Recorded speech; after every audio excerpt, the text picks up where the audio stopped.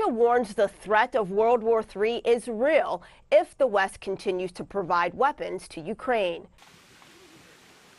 Ukrainian officials say a third mass grave was found in Mariupol and claim civilians were forced to dig it in exchange for food and water. The UN secretary says the violence must end. I came to Moscow as a messenger of peace.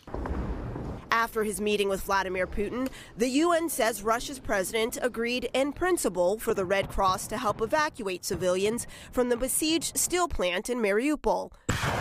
Russia is still ramping up its attacks and rhetoric, saying the risk of World War III is real if the West continues to supply weapons to Ukraine. Специальной военной операции. As soon as it ends up in Ukraine, these arms and hardware become legitimate goals and targets for our military.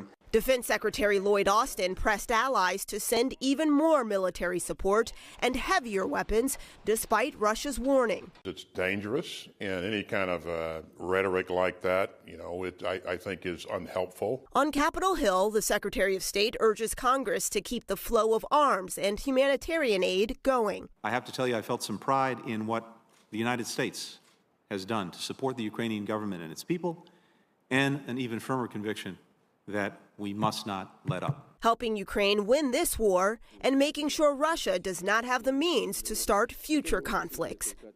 Defense Secretary Austin says the U.S. and its European allies have formed a contact group. They'll meet monthly to discuss the strategy for Ukraine to defeat Russia.